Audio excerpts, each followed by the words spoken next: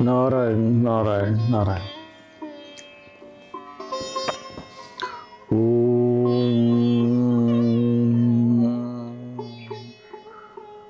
गजाननं भूतगणादिसेवितं कपित्थजम्बूफलचारुभक्षणं उमासुतं शोकविनाशकारकं नमामि विघ्नेश्वरपादपङ्कजम्। या देवी सर्वभूतेषु बुद्धिरूपेण संस्थिता नमस्तस्यै नमस्तस्यै नमस्तस्यै नमो नमः। या देवी सर्वभूतेषु शक्तिरूपेण संस्थिता नमस्तस्यै नमस्तस्यै नमस्तस्यै नमो नमः। या देवी सर्वभूतेषु ज्ञानरूपेण संस्थिता नमस्तस्यै नमस्तस्यै नमस्तस्यै नमो नमः। गुरु ब्रह्मा गुरु विष्णु गुरुदेवो महेश्वर गुरु साक्षात् परब्रह्म तस्मै श्री गुरुवे नमः। वंदे देवं उमापतिं सुरगुरु वंदे जगत्कारणं वंदे पन्नगभूषणं मृगधं वंदे पशूनां वंदे सूर्यशशाङ्कवन्निनयनं वंदे मुकुन्दप्रियं वंदे भक्तजनाश्रयं च वरदं वंदे शिवं शङ्करम्। शान्ताकारं भुजगशयनं पद्मनाभं सुरेशं विश्वाधारं गगनसदृशं मेघवर्णं शुभांगं लक्ष्मीकान्तं कमलनयनं योगिवीर्यानगम्यं वन्दे विष्णुं भवहरं सर्वलोकैकनाथम्। कृष्णाय वासुदेवाय हरे परमात्मने प्रणतक्लेशनाशाय गोविन्दाय नमो नमः। ओम नमो भगवते वासुदेवाय। ओम नमो भगवते वासुदेवाय। ओम नमो भगवते वासुदेवाय। नारायण नारायण नारायण। आज हम भगवद गीता के 10वें अध्याय की ओर अग्रसर हो रहे हैं। तो भगवान कहते हैं, भूयैव महाबाहो शृणु मे परमं वच यत्तेऽहं प्रीयमाणाय वक्ष्यामि हितकाम्यया। भगवान कहते हैं कि फिर हे महाबाहो, फिर भी मैं मेरे परम रहस्य और प्रभावित वचन को सुन, जिसे मैं तुझ अतिशय प्रेम रखने वाले के लिए हित की कामना से, कल्याण की कामना से कहूंगा। कल हमने कुछ विषय महत्वपूर्ण लिए थे कि जिसमें भगवान अपनी भगवत्ता का, विशेषता का वर्णन स्वयं कर रहे हैं। भगवान को जानने वाले, अनुभव करने वाले, चूंकि वो अनंत है, जैसा कोई अंत ही नहीं है, तो उनको पूर्ण रूप से जानने वाले दुर्लभ होते हैं। बहुनाम जन्मनाम अन्ते ज्ञानवान मां प्रपद्यते वासुदेव सर्वमिति समात्मा सुदुर्लभः। तो स्वयं भगवान ही फिर उस विषय के जितने भी मन में शंकाएं हैं, प्रश्न है, उनका समाधान कर रहे हैं। क्योंकि एकम सत, सत्य एक ही है, फिर भी विद्वानों ने उसको विप्रा बहुधा वदंती अनेक रूपों में कहा है। जिसका जैसा भाव रहा उसी भावधारा में बहकर उन्होंने वर्णन किया। अनेक ऋषि मुनि जिनके द्वारा अनेक संहिताएं लिखी गई है, वर्णन किया गया है, अनेक पुराण है। ऐसे में मन जो है कभी कभी इन शास्त्रों का अध्ययन करने के उपरांत भ्रमित हो सकता है। इसलिए प्रमाण स्वरूप शाश्वत सत्य और मूल रूप में धर्म का वास्तविक ज्ञान देने के लिए, जिसके लिए भगवान अवतरित भी होते हैं, धर्म संस्थापनार्थाय संभवामि योगी, तो स्वयं ही वो वचन कह रहे हैं।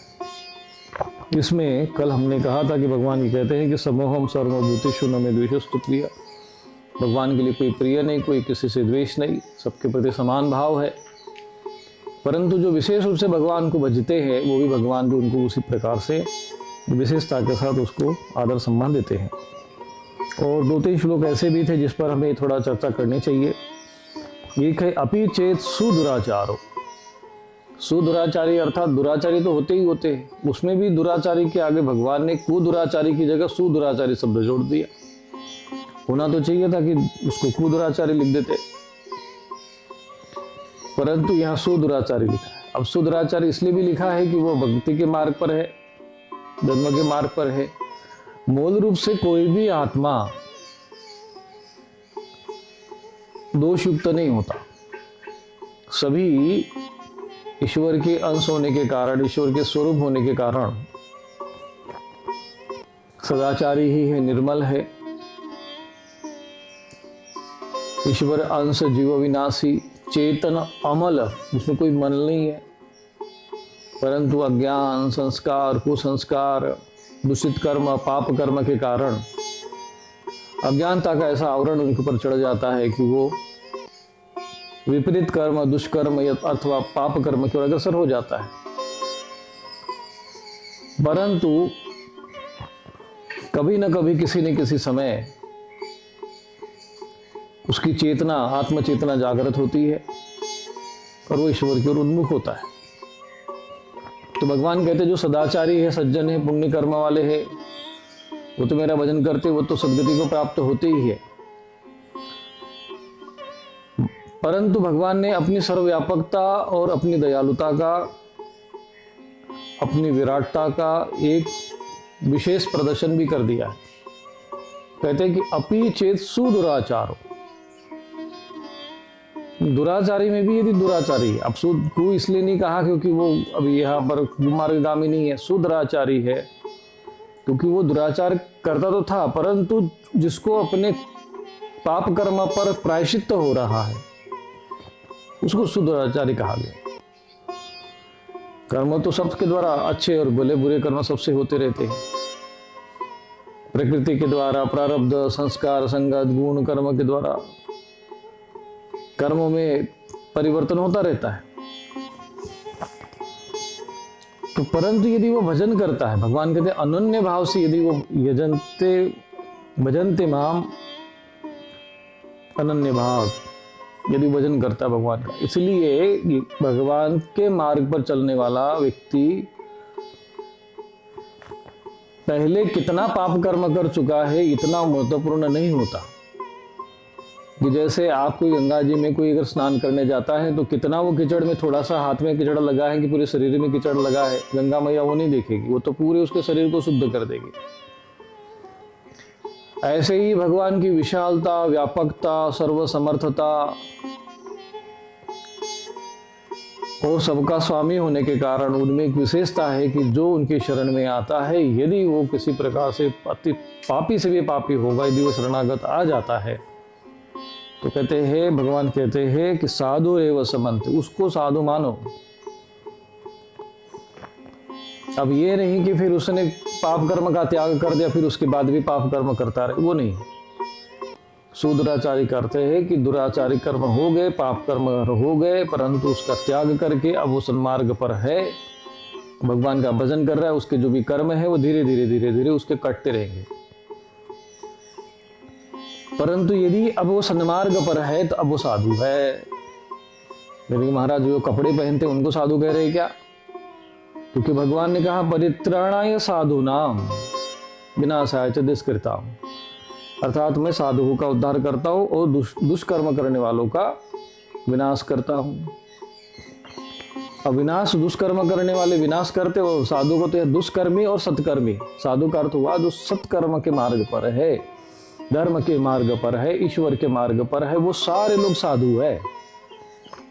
केवल कपड़े पहनने वाले को बाबा जी, महाराज और साधु समझ लेना, ये भी अल्प ज्ञान का ही एक परिचायक है।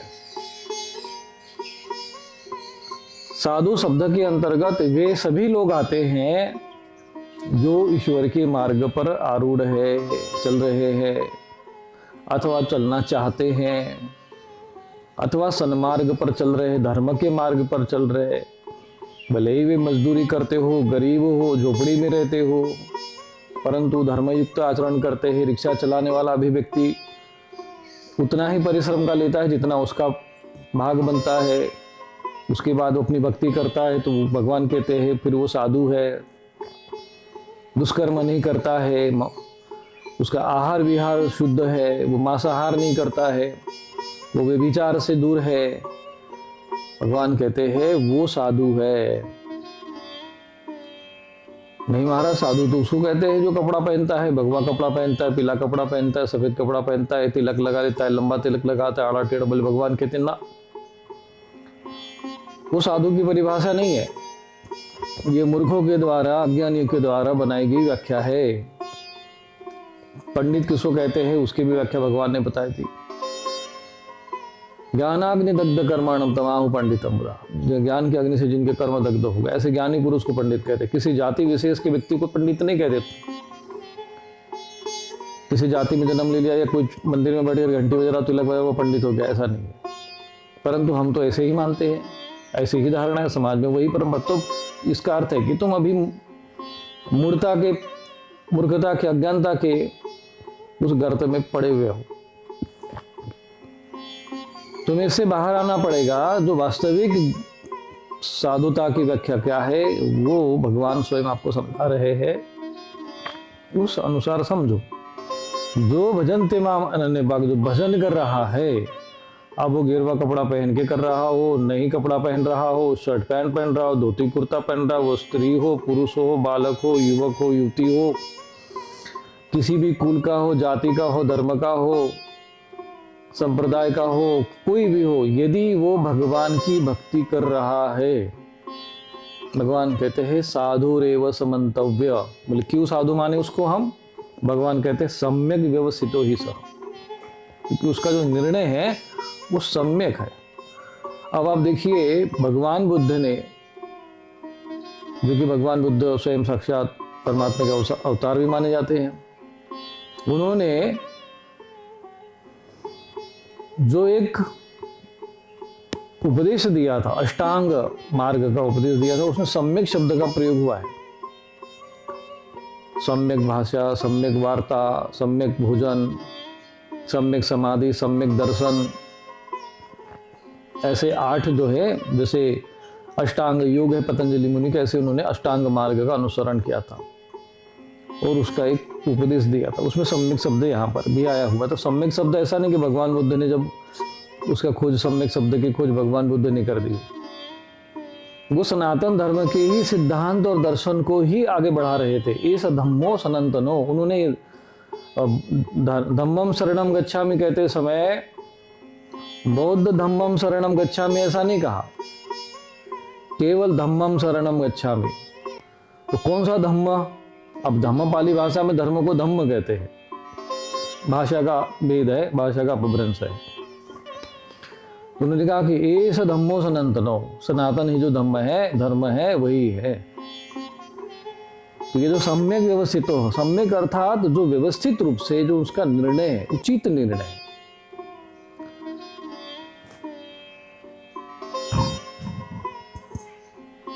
उसका आहार विहार, आचरण, चिंतन, मनन, संकल्प, अब ठीक है, अब सही दिशा में है, इसको सम्यक शब्द कहते हैं।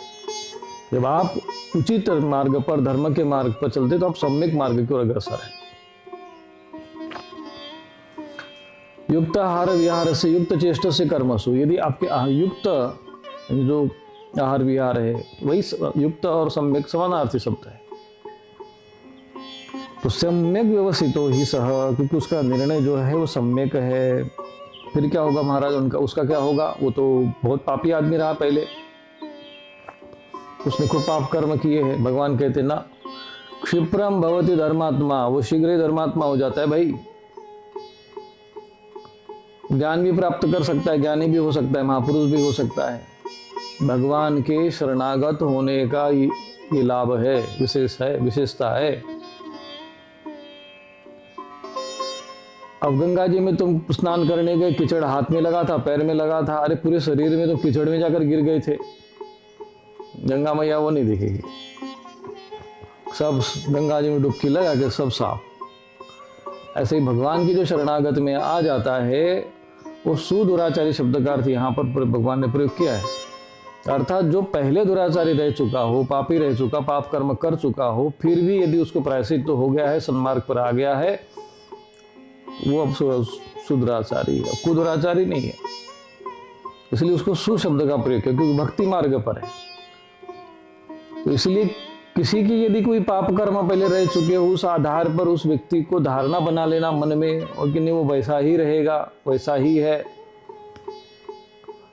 विभीषण ने भगवान की शरणागत प्राप्त किया तो उसको भक्त का स्थान मिला, सम्मान मिला, चिरंजीवी बने, सारा ऐश्वर्य मिला और भगवान की मित्रता मिली, प्रेम मिला, भक्ति मिली, क्योंकि वो शरणागत था, भक्त था। और वही भगवान का उपासक होते हुए भी, तपस्वी होते हुए भी, ज्ञानवान होते हुए भी रावण जो है दुष्कर्मी था, इसलिए उसको बिना शायद दुष्कृताम करना पड़ा। वो साधु नहीं था, उसको साधु नहीं कह सकते। भगवान कहते क्षिप्रम भवति धर्मात्मा शाश्वत शांति निगंसति, और शाश्वत शांति को प्राप्त हो जाता है।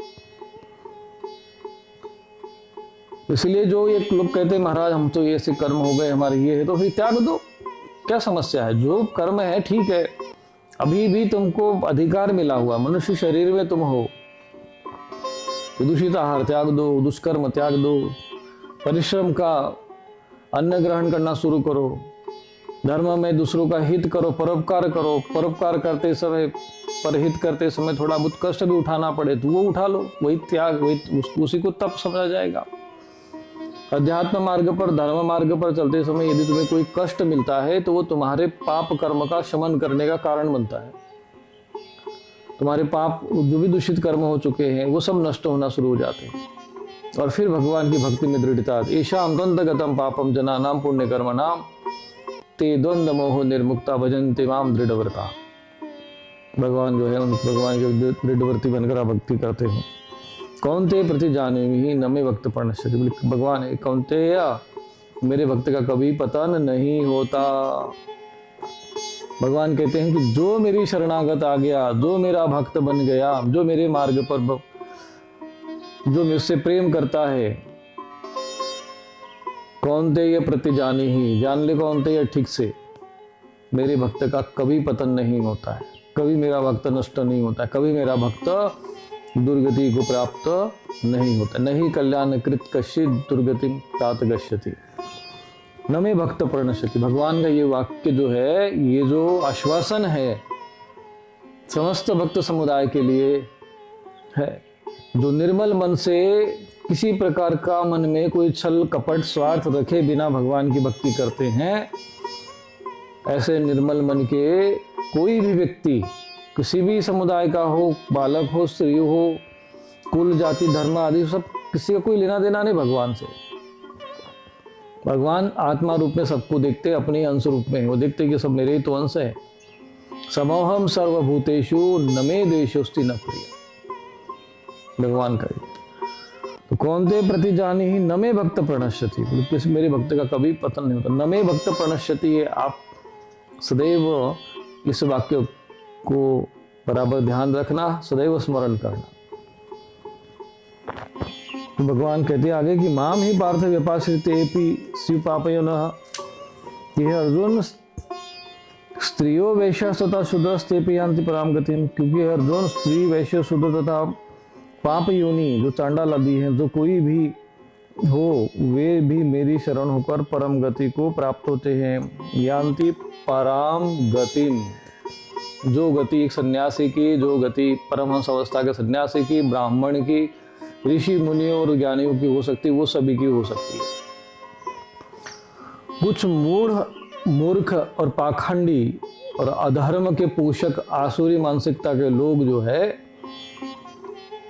अहंकार विमूढ़ आत्मा, जिनकी बुद्धि अहंकार के कारण विमूढ़ हो गई है, ऐसे लोग ये कहेंगे तुम शूद्र हो, तुम स्त्री हो, तुम चांडाल हो, तुम पापी हो, तुम भगवान की भक्ति नहीं कर सकते हो, तुम यज्ञ नहीं कर पाओगे, तुम साधना नहीं कर सकते हो। और ये कहते समय भी शास्त्र के आधार पर उनको तय नहीं करेंगे, अपनी मनगढ़ंत विचार, सिद्धांत, परंपरा बनाकर समाज पर थोप कर, समाज में अधर्म फैलाकर, अशास्त्रीय जो उनकी परंपराएं है उसको समाज के ऊपर जबरदस्ती बलपूर्वक या छलपूर्वक, जहां बल नहीं चलेगा वहां छलपूर्वक समाज के बीच में स्थापित करने का प्रयत्न करते हैं और समाज को भ्रमित करके अपने कुत्सित कर्म को सिद्ध करने का प्रयत्न करते हैं। ऐसे लोग धर्म का रूप तो धारण कर लेते हैं, लेकिन वो धार्मिक नहीं होते हैं। ये अधर्म के ही छुपे हुए लोग होते हैं, आसुरी मानसिकता के लोग होते हैं। इनका उद्देश्य, उनका लक्ष्य भगवान नहीं होता है, इनको भगवान की प्राप्ति का उनके मन में नहीं होता है। उनको उनके मन में धन दिखता है, धन की लोभ रहता है, उनका उद्देश्य धन होता है, धर्म नहीं। उनको मोक्ष नहीं चाहिए, उनको सदगति नहीं चाहिए, उनको भौतिक ऐश्वर्य चाहिए, बड़ी छल वो करना पड़े, कपट करना पड़े, ठगी करना पड़े। और ऐसे लोग छद्म रूप धारण करके समाज को भ्रमित करते हैं और फिर स्त्रियों को अनादर कर देंगे, अपमान करेंगे। जन्म से किसी को शूद्र मानकर उसको अनादर कर देंगे, ये नहीं देखेंगे भाई उसमें गुण कर्म है या नहीं है। स्वयं शूद्र जैसा आचरण करेंगे, शूद्र जैसे कर्म करेंगे, मांसाहार कर रहे, व्यभिचार कर रहे, धन के लोभ और लालसा और वासनाओं में ग्रसित है, बुद्धि ग्रसित हो चुकी है, धन की कामना और वासनाओं के कारण दूषित हो चुकी है। दुष्कर्म उसके लिए करने को तैयार है, छल करने को तैयार है, ठगने के लिए एक से एक वो जो है साधन बना लेते हैं। एक लोटा जल सब समस्या का हल, ऐसे ऐसे कपट जो समाज के सामने खड़े कर देते हैं। ऐसे लोगों के भ्रमजाल में उलझकर मानव समाज धर्म से विमुख होकर अधर्म के आचरण करने लग जाता है। ईश्वर की उपासना छोड़कर इन प्रेत पिशाच और इन लोगों की उपासना करना चाहिए जो वो अपने को पूजवाने में लगे जाते हैं, जिसके वो योग्य भी नहीं होते। इनके जीवन का लक्ष्य एकमात्र धन प्राप्त करना ही होता है, चाहे उसके लिए कितना भी छल करना पड़ा। बाह्य रूप भले ही वो कितना भी वैसा बना ले, आंतरिक मन जो है इनका दूषित हो रहता है। और ऐसे लोग जो है वो कहेंगे कि नहीं, समाज में भ्रम उत्पन्न करे, जबकि भगवान कहते हैं कि नहीं, यहाँ पे माम ही पार्थ विपाशित इति पाप योनियः। यदि कोई पाप योनि में भी चला गया, जैसे पाप कर्म करने, जैसे चांडाल कर्म करने वाले पाप कर्म भी मानते हैं, किसी कारणवश ये कर्म करना पड़ता उनको, किसी को जो है मृतक पशुओं के जो है चमड़े आदि का कार्य करना पड़ता है प्रारब्धवश। इसके कारण ये, इसका अर्थ ये नहीं है कि वो पापी हो गए हैं, पाप कर्म करने वाले हो गए, भक्ति नहीं कर सकते, वो भगवान को नहीं प्राप्त कर सकते, वो पराम गति को प्राप्त नहीं कर सकते। भगवान कहते हैं वैश्यास तथा शूद्रास्ते यान्ति पराम गतिम को प्राप्त होते हैं यदि कोई मेरी शरण में आता है। तो इसलिए भगवान की शरणागत जाने का, भगवान की भक्ति करने का, शास्त्रोक्त विधि विधान के साथ अनुसरण करने का अधिकार सबको प्राप्त है। ये भगवत गीता के इस श्लोक से तय होता है। और जो वेद उपनिषद आदि की जो यदि गूढ़ता के साथ व्याख्या किया जाए, क्योंकि भगवान स्वयं बोल रहे, वेद जिसका गुणगान कर रहे, वो स्वयं आकर यहाँ पर उपदेश दे रहे। अब इनसे भी क्या प्रमाण चाहिए भाई तुमको? जिससे तुम वेद जिसका गुणगान कर रहे, जिस अनंत स्वरूप परमात्मा का, वो स्वयं परमात्मा कर कह रहे, प्रभव प्रलय सता मैं ही हूं, साक्षात ईश्वर बीजम ही सर्वभूता नाम, आदि अंत मैं ही हूं। वो स्वयं आकर कह रहे हैं कि जो मेरी शरण में आते हैं, चाहे वो जैसे भी स्त्री हो, चाहे पाप योनि में हो, अपनी दुराचारी क्यों हो, मेरी शरण में आते, भक्ति मार्ग पर आते हैं, ज्ञान मार्ग पर आते हैं, योग मार्ग पर आते हैं, साधक बनते हैं, भक्त बनते हैं, मेरी आराधना करते, मेरी उपासना करते हैं, स्ते पे यान्ति पराम गति, वो परम गति को प्राप्त हो सकते हैं। नहीं महाराज हम तो ब्राह्मण बनेंगे, उसका मुक्ति हो जाएगी। बोले ब्राह्मण तुम किससे ब्राह्मण हो? ब्राह्मण कर्म करते हो, ब्राह्मण जैसे तुम्हारी ज्ञान है, ब्राह्मण जैसा सारे जो ब्रह्म कर्म है वो तुम करते हो? बोले वो तो सब नहीं करते हैं, हम तो मांसाहार करते हैं, मछली खाते हैं, सेवन करते रहते, दूषित कर्म करते, पाप कर्म करते, छल करते रहते, फिर भी हम ब्राह्मण हैं। तो बोले ये तुम समाज को भ्रमित कर सकते हो, भगवान को नहीं। भगवान को भ्रमित नहीं कर सकते। वहाँ यमलोक में यमदूतों को यमराज जी को भ्रमित नहीं कर पाओगे। वहाँ सब कर्म का बराबर तक ये नहीं देखा जाता है बोले हम तो भगवा वस्त्र धारण कर लिए है, हम तो पीला वस्त्र धारण कर लिए, हम तो साधु बन गए, हम तो बड़े धर्माचार्य हैं, हम तो जगत गुरु है। ठीक है, तुम कितने भी टाइटल हो उससे कोई लेना देना नहीं। तुम्हारा अंतःकरण क्या कहता है, तुम्हारे कर्म क्या है, तुम्हारे भाव कैसा है कर्म करने के पीछे। भगवान कहते हैं कि निर्मल मन सो मोही पावा, मोही छल छिद्र कपट नहीं भावा। मन में छल और कपट यदि है, अशास्त्र विधि का आचरण कर रहे हो, तुम शास्त्र विधि के अनुसार आचरण कर रहे हो, बोले हाँ महाराज कर रहे, तो फिर ठीक है, फिर आओ, फिर मोक्ष मार्ग पर आओ। बाह्य चीज जो तुम समाज के जो द्वारा बनाए हुए जितने भी धारणाएं है, कुपरंपराएं है, कोई कह देंगे लोक देवता है, फलाना देवता है, शास्त्र में कोई वर्णन नहीं है, पूजे जा रहे, माथा टेक रहे, मन मर्जी के उपासना पर देते, काले कपड़े पूज रहे, काले कपड़े पहनकर भक्ति कर रहे। जिसका सनातन धर्म से संबंध नहीं, जो परंपरा के नहीं है, शवों को पूज रहे, प्रेतों को पूज रहे, सब सोचते कि हम धर्म कर्म कर रहे, इस ईश्वर को प्राप्त हो जाएंगे। अरे थोड़ी सी तो विवेक बुद्धि का प्रयोग करो, थोड़ा सा तो चिंतन करो, मंथन करो कि तुम जिस मार्ग का अनुसरण कर रहे हो, जिस पथ का अनुसरण कर रहे हो, क्या वास्तव में वो धर्म है, क्या वास्तव में वो कल्याण का मार्ग है, क्या वास्तव में वो भक्ति का मार्ग है, क्या वो प्रमाणित है, शास्त्रोक्त है, ज्ञात्वा शास्त्रो विधानोक्तम, क्या शास्त्र विधि के अनुसार है। इतना तो चिंतन मंथन कर लो। भोजन करते समय थोड़ा सा हम चिंतन करते, भाई इसमें कोई कीड़ा मकोड़ा तो नहीं है, कंकड़ तो नहीं, पत्थर तो नहीं है, दूषित तो नहीं है। वो एक साधारण भोजन करने के लिए हम बराबर ध्यान देते हैं। बाजार में सब्जी खरीदने जाते हैं तो थोड़ा सा देखते हैं कि भाई किसका सड़ी तो नहीं, गली तो नहीं है, भाव ज्यादा तो नहीं है। अब तो लोग ऑर्गेनिक खोजते हैं, भाई इसमें ये जैविक खेती से बनाए कि नहीं। गोबर, जैविक खेती कहने में थोड़ा सा, गोबर की खेती कहने में थोड़ा सा उनको लज्जा आती है, तो इसलिए जैविक खेती कह देते हैं। कहना चाहिए ना कि गाय के गोबर से निर्मित है या नहीं, उसके द्वारा वो खाद डाला गया है कि नहीं, वो कहने में भी इनको लज्जा आती है। चलो कोई बात नहीं है, जैविक खेती ही सही, वो भी ध्यान देते हैं। पानी पीते समय ध्यान देते हो, और जब तुम धर्म जहां दान करना हो, 100 करोड़ दान करना हो, पता तो करो भाई वह देवता है कि कोई प्रेत शैतान बैठा है, राक्षस बैठा है। अरे तुम जिसको पूज, जिस यहाँ जाकर तुम लाखों करोड़ों रुपये का चढ़ावा चढ़ा रहे हो, ये थोड़ा सा ध्यान दो कि भाई वहां पर ये इसने कभी राम और कृष्ण का है क्या, कभी इन्होंने भगवत गीता का कभी उपदेश दिया है क्या, कभी वेद उपनिषद भी पढ़ा इन्होंने। वहां जाकर तुम माथा टेक रहे हो, माथा नहीं टेक रहे, खूब चढ़ावा भी चढ़ा दे रहे धन उद्देश्य। जहाँ तुमको वृक्षारोपण करना चाहिए, गौ सेवा करना चाहिए, तुम्हें भगवत गीता के प्रचार प्रसार में अपना धनदान करना चाहिए, वहां तुम्हारी बुद्धि नहीं जाती है। थोड़ा सा हमें देख लिया किसी ने, तुम्हारा एटीएम कार्ड का नंबर बनाया तो सोच ली तुम त्रिकालदर्शी हो। अरे इनके कपट को समझो, इनके छल को समझो। समाज में धर्म के नाम पर अधर्म जो है ऐसे ही छद्म रूप धारण करता है। अधर्म जो है अभ्युत्थानम धर्मस्य, जब धर्म की गिलानी होती है अधर्म बढ़ता है।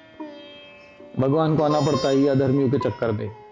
ये ऐसा छद्म जाल रच जाते हैं कि हनुमान जी जैसे भी चक्कर में आ जाते हैं कि चलो दीक्षा लेने पहुंच जाते हैं, कि चलो मंत्र दीक्षा लेते, गुरु जी बना लेते इनको। यह ऐसा जाल रचित है, यह ऐसा आडंबर रचित है। आप सोच लीजिए कि उस कालनेमी ने कितना दिव्य भव्य आडंबर रचा होगा कि उसको देखकर हनुमान जी भी बुद्धि कुंठित हो गए। ज्ञानी नाम अग्रगण्यम, क्यों? क्योंकि धर्म का स्वरूप ही ऐसा बना देते हैं ये लोग। सर राम राम राम राम, भक्ति हो रही है, दिव्य सुगंध आ रही, बड़ दिव्यता, ये वो सब, लंबे तिलक, ये भगवा वस्त्र कपड़ा। हनुमान जी भी भूल गए कि भाई मैं वहाँ लक्ष्मण जी उधर वहाँ जाकर उनको प्राण संकट में है, मैं आया हूँ यहाँ जड़ी बूटी लेने के लिए। लेकिन वो उनका भव्यता देखकर, या आडंबर देखकर वो भी विमूढ़ हो गए। भाई उनका भी बुद्धि जो है एकदम वही जाके सुन्न हो गई। दिखा के वो महाराज प्रणाम करे, आओ बेटा तुमको दीक्षा देते, जाओ स्नान करके आओ।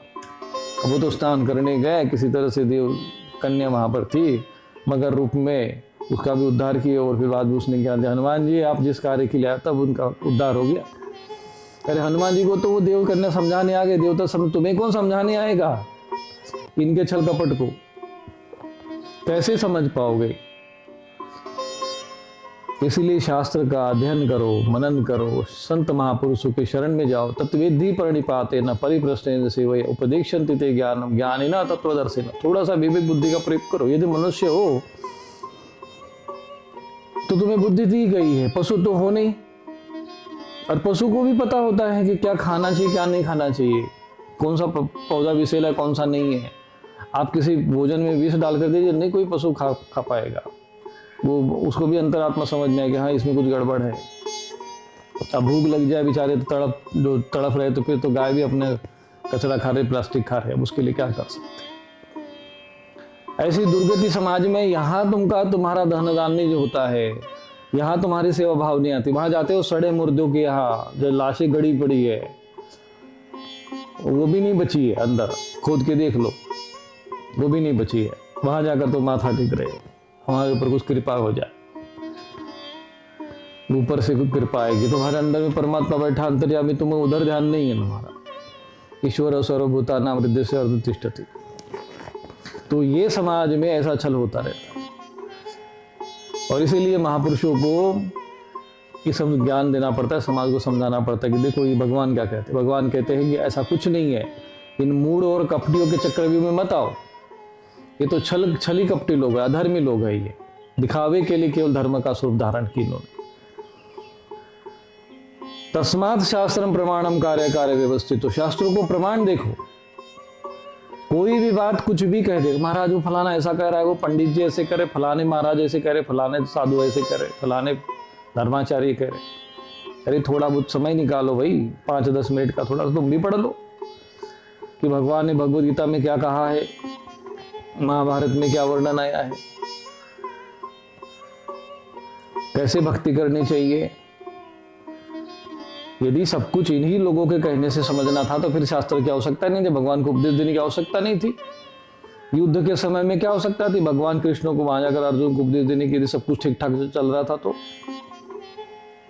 भगवान को पता था कि जब जब ये सब अधर्म असुरत्व ये सब फैल जाता है, धर्म की ग्लानि होती है, अधर्मी बढ़ जाते हैं, धर्मशास्त्रों पर प्रहार करते हैं, धर्मशास्त्रों के विपरीत अर्थ लगा देते हैं, समाज में बुद्धिभेद उत्पन्न करते हैं, भ्रम उत्पन्न करते हैं, अपने निजी स्वार्थ, सत्ता के लिए, लोभ के लिए, धन की लालसा के लिए ये कुछ भी कुकर्म करने को तैयार होते हैं। इनको कोई भगवान की भक्ति से कोई लेना देना नहीं है। और जिसको सच में भगवान की भक्ति करना होगा वो आदमी कभी क्यों छल करेगा, क्यों कपट करेगा? क्योंकि उसको तो भगवान के सामने उसको तो पता है कि अंतर्यामी परमात्मा बैठे हुए सब कुछ देख रहे, जान रहे। वो तो स्वतः ही जो है धर्म भीरू होता है। इसलिए भगवान का ये वचन आज आप लोग ध्यान रखना कि भगवान जो उपदेश जो उन्होंने वाक्य कहा है कि जो मेरी शरणागत में आते हैं वो कोई भी हो परम गति को प्राप्त होते हैं। फिर किम पुनर्ब्राह्मण, अगर कोई ब्राह्मण कर्म करे, तपस्या करे, यज्ञ करे, तो ऐसे व्यक्ति का तो उद्धार क्यों नहीं होगा? जो राज ऋषि हो, राजर्षय यहाँ पर शब्द आया, राज ऋषि की बात आई है। राजनेता तो दुनिया भर के होते हैं, या राज ऋषि की बात हो रही, ऋषि जैसा आचरण फिर भी राजा। ऐसा व्यक्ति क्यों नहीं उद्धार होगा? फिर उसका तो सहज ही कार्य हो, समाज के हित में, परोपकार में, लाखों करोड़ों लोगों का हित कर रहा हो, ऐसा व्यक्ति का तो उसका उद्धार क्यों नहीं होगा? भगवान कहते किम पुनर्ब्राह्मणा भक्त पुण्य भक्ता राजर्षय सता। इसलिए भगवान कहते हैं अनित्यम असुखम लोकम एवं प्राप्य भजस्व माम। इसलिए ये जो संसार अनित्य है, सुखकारक नहीं है, फिर भी तुम इस लोक में आ गए हो, मृत्यु लोक में, क्या करोगे? बोले कहते भजस्व माम, मेरा भजन कर, मेरी भक्ति कर। और भगवान कहते मन मना भव मद भक्त मद्याजिमाम नमस्कुरु। इस प्रकार से भगवान का जो स्मरण करते हैं। और उसके बाद भगवान उपदेश देते हैं कि चलो ठीक है, इतना उपदेश तुमने तुमको दे ही दिया, अब मैं तुमको और अधिक ज्ञान देना चाहता हूं। वो 10वें अध्याय में बता रहे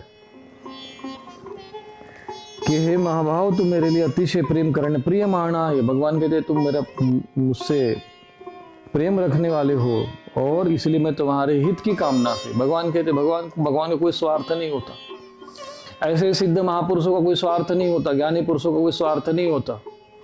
वो केवल जगत के हित, लोग को कल्याण के लिए, परोपकार के लिए उपदेश देते हैं।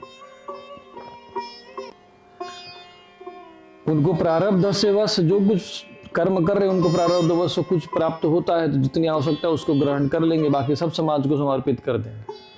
ये समाज के लिए है। इदम राष्ट्रा इदम न मम। और परंतु जो कामना ही, भगवान कहते हित कामया, कामना ही करो तो परहित की कामना करो। हित कामना, हित की कामना से कहते हैं मैं तुम्हारी उपदेश दे रहा हूं। भगवान भी करे कि भगवान भी कामना करते लेकिन परोपकार की कामना करते। वो भी सोचते कि मेरा भक्त है, मेरा भजन कर रहा है तो उसका उद्धार हो, कल्याण हो, उसको भी ज्ञान हो। भगवान कहते न मे विदु सुरगणः प्रभवम न महर्षयः अहम आदिर्देवानां महर्षिणां च सर्वशः।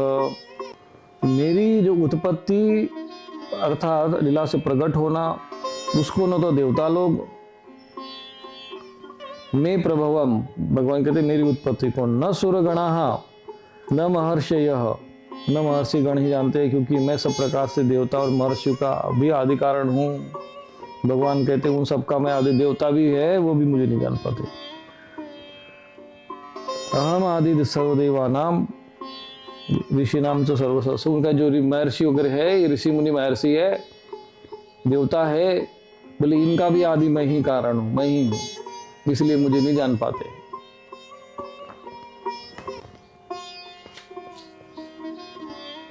यो माम अजमनादीं च वेत्तिं लोकमहेश्वरम् सम्मूढ़ सर्व सम्मर्तेषु सर्व पापे प्रमुच्यते।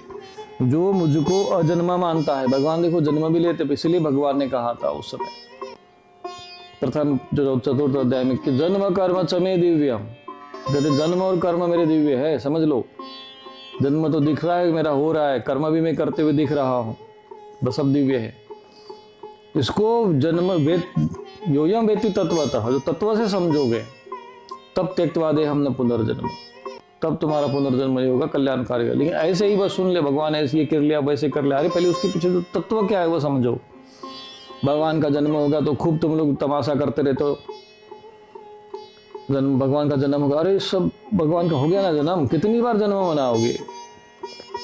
रुक्मिणी विवाह करा देंगे, फिर शिव पार्वती का विवाह करा देंगे। अरे एक व्यक्ति का एक बार विवाह होता है ना, कितनी बार तुम विवाह कराओगे। ये प्रपंच जो कलयुग में खड़े कर दी इन लोगों ने, कपटियों ने, अधर्मियों ने। भगवान का जन्म मनाओ तो फिर वो विवाह हो रहा है, भागवत कथा पुराण हो रही है तो फिर राधा कृष्ण जी का विवाह, फिर कल रुक्मिणी जी का विवाह है तो ये गहने लेकर आओ, तो फिर ये बर्तन लेके आओ, ये साड़ी लेकर आओ, तो फिर ये लेकर आओ। आम जनमानस बेचारा कथा सुनने गया था ज्ञान और वैराग्य की, सुखदेव जी को उपदेश दिया, यहाँ जाकर खूब चढ़ावा के फिर अपना लूट फूट पाट के वापस आ जाता है। ऐसे कपट जाल रचते हैं। इन सबसे समाज को अब बचना चाहिए और बचाना चाहिए। बहुत हो गया धर्म और ये सब पाप कर्म समाज में।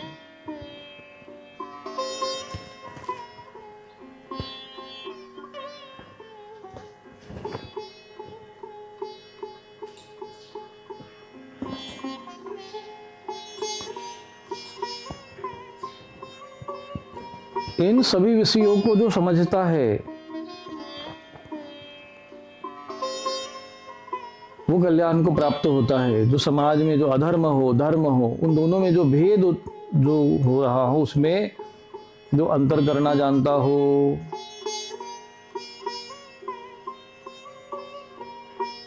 वही कल्याण को प्राप्त होता है।